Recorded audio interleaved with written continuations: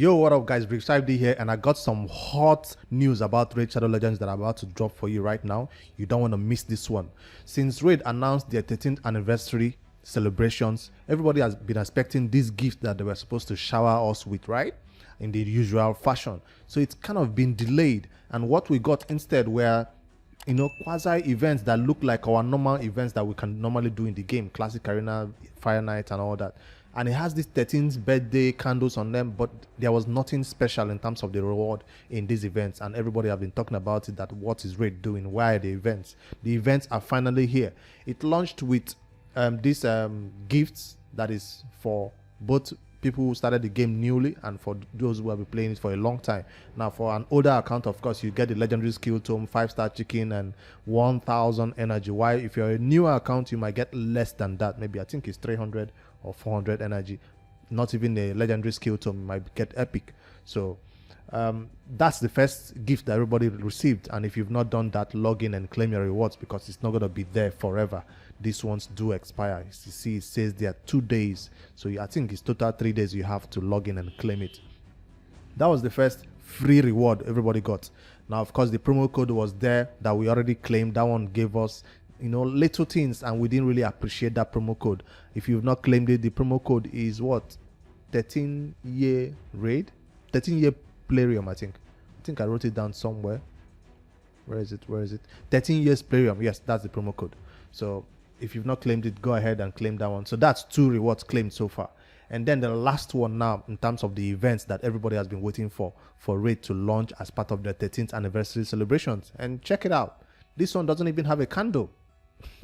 Where is the candle? Because this event is what we know Plarium's anniversaries to be like. They usually launch like a special event like this one that gives you a champion that everybody wants. So you can see from the banner right there that this event will give people who win this champion training tournament Magnarr and Kyoku. So that's the special event. If I should click it right now and see, it has not gone live. In 17 hours, that is on the 4th of June. That's when it will launch. And what do you expect from this event? It will be exactly like the Krisk event that just concluded, where the winner at the top of the leaderboard gets a Krisk. It's not a second position, no, it's only the first spot who gets the reward. The second spot in the tournament group will not get any reward.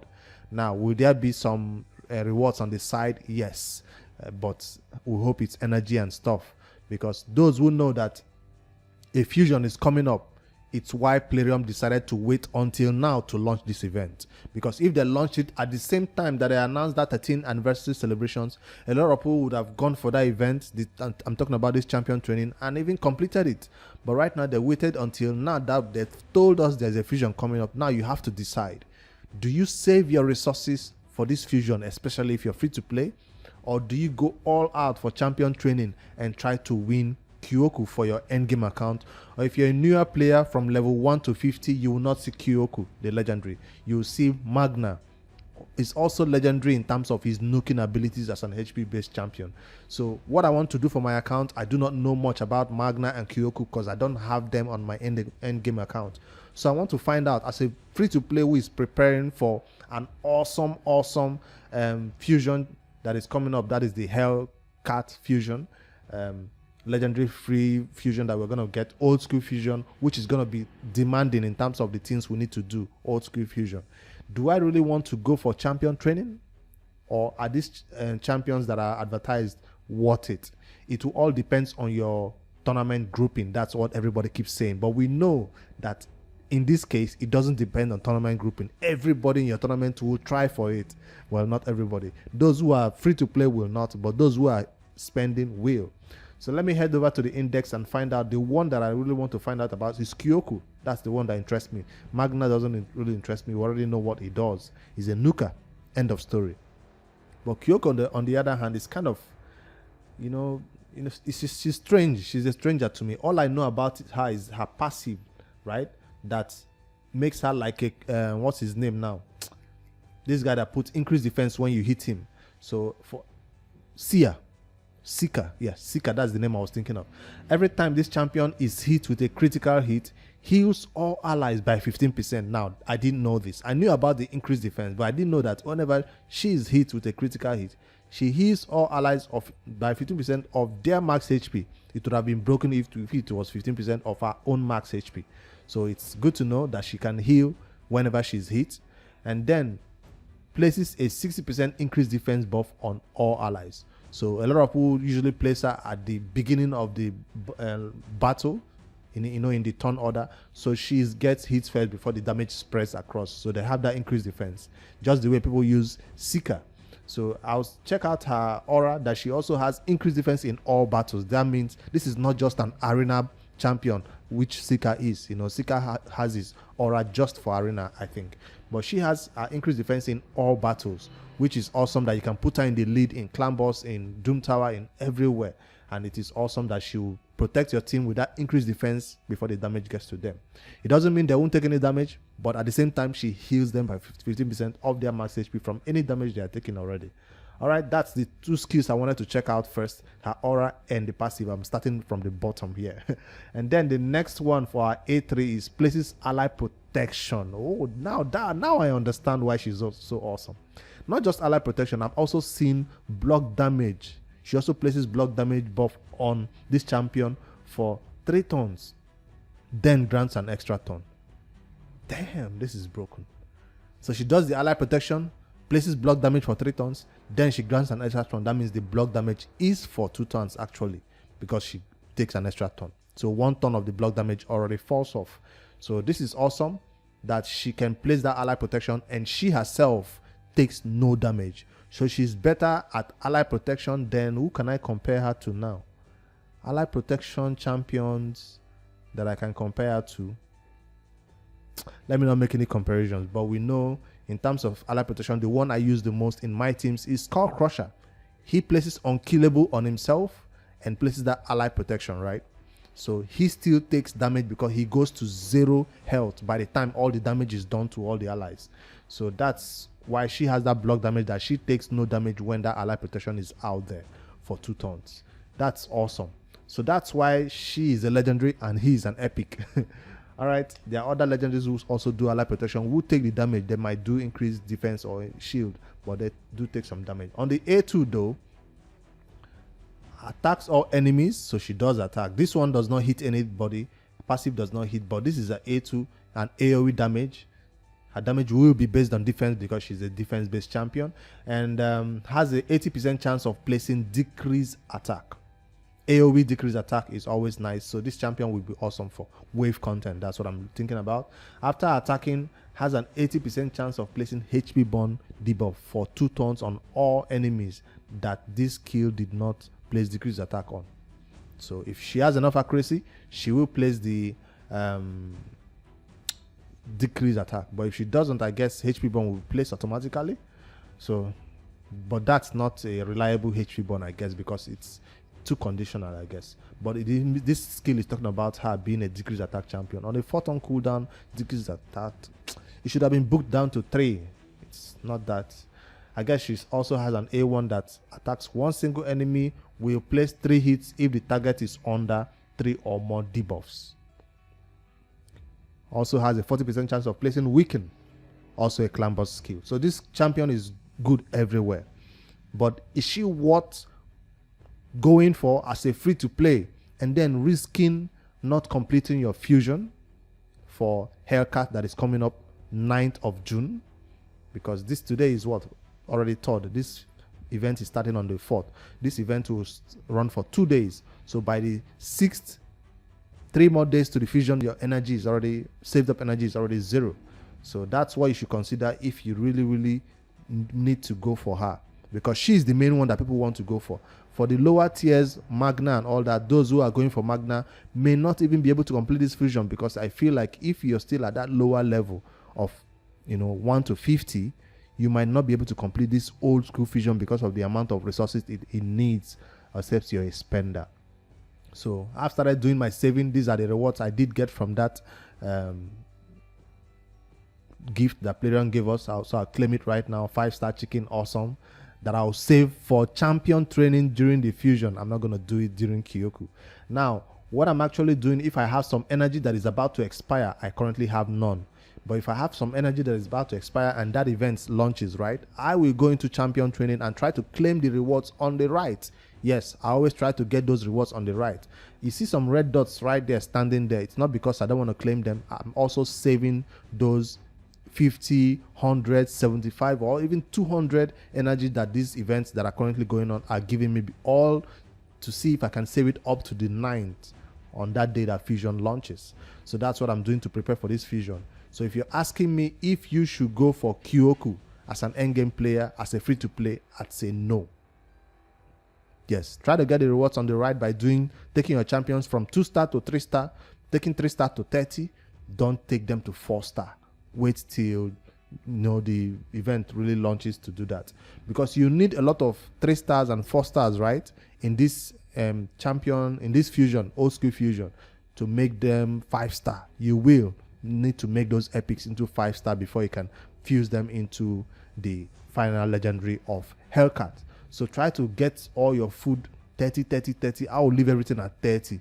That's what I will do during this during this Kyoku event for champion training. So we're looking forward to that. I just wanted to bring this one out there that it's a trap. It's a trap. I think I've made it clear.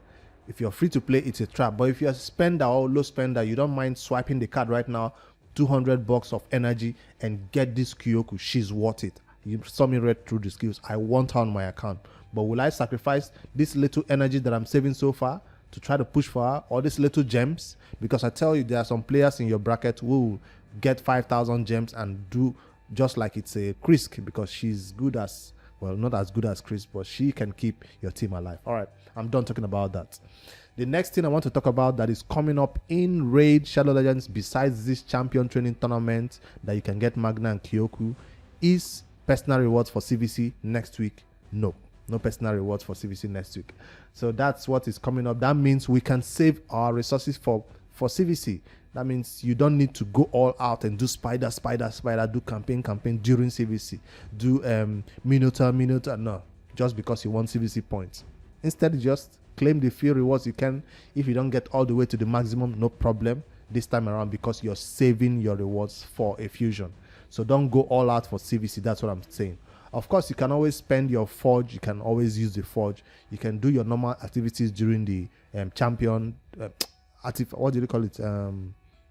Arena and all that. Those ones are good. Doom Tower, do all that. But in terms of silver and energy for CVC, I'm not going to be doing that this week. Of course, books, I will spend books for CVC as usual. Get to the minimum points that are required to claim all the points and all that. So that's what is coming up. No personal rewards for CVC. So even all the rewards you're saving, energy, save it. The clan gold, or the clan shop that gave us energy this week, before this fusion launched, I've already used it. So 3 days to this end of this clan shop till it resets. I would encourage you, head over there and buy energy this time around to prepare for the fusion. Whether it's pots you have to farm, or it's champion training you have to do to level up some 2 stars to 3 stars.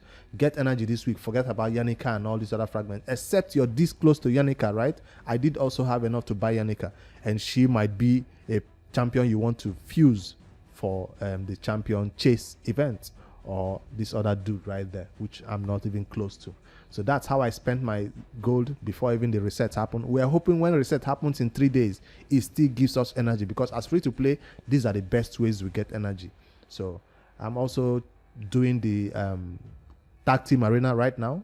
I've put in my single man defenses, and I fell so low during the night. I fell so low. That means I'm beginning to see easier teams to beat in Silver 4.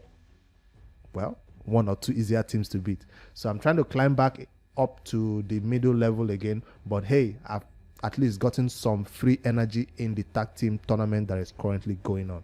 So this is free. This doesn't take much of your time. Just set single defenses, drop low, beat them, and then drop and climb back up again. All right, that's all I'm doing for 1v1 arena. We can't even talk about that. It's normal. So what other news is coming up? There is a quality of life improvement that everybody has been waiting for in Raid Shadow Legends. The most requested, the most talked about quality of life improvement is whenever you go to upgrade an artifact from level 1 to 4 or from 4 to 8, whatever you're doing, it requires so much time. We spend so much time that it's not necessary. We're already spending the silver, so why don't just take the silver and save us the time? That's what everybody has been requesting. So this is HP now. So if I should take something up right now to, let's say, if I want to see if it rolls speed, I have RSL Helper open. That's why we started using all these tools to make it a little bit faster. But if you're playing on mobile, it's not this fast for you. If I should stop RSL Helper from making it that fast, let's see how long that takes to take it to 8. Come on, RSL Helper, don't delay now. There you go. So if I should stop auto detection, this is how normally artifact upgrades do take. 1, 2, 3. This is even fast. Okay, it fails. It fails until finally you get it done. So it takes a lot of time. So finally, the quality of life improvement that will be coming up says that it can now take that exact amount of silver that you need to take it to 16 and just upgrade just like that. So finally, Raid is gonna do it in the next patch coming up in the 5.60 release of the game. So that's when this update will be launched, and it's a really most requested, useful quality of life improvement that is going to help a lot of players save time, because artifact enhancement will now be completed easier as long as you have the silver to make it happen. And these fails will still be calculated. You still spend a lot of silver for upgrading, yes, but at least your time will be saved. You don't have to spend an hour gear cleansing. Gear cleanses now will take 5 minutes. That's awesome. So we are hoping next week when this launches, we can test it out and select that button that says do it fast, and it will just take one artifact from 1 to 16 just like that. So that's what is coming to Raid. We are excited to see that update coming up.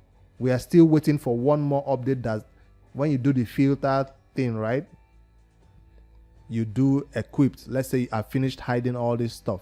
If I do equipped, everything just opens up. Boom.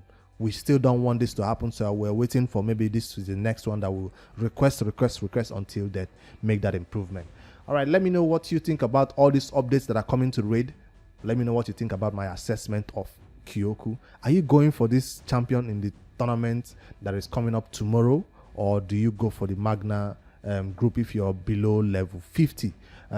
Remember, the fusion is coming up. I personally recommend you don't do it, but if you have difference of opinion, or if you're a big spender, I want to see how your tournament is going. Join the Discord, share your screenshots, and I'll see you in the next Raid Shadow Legends video. Don't forget to hit that like and subscribe to my channel. Later, guys.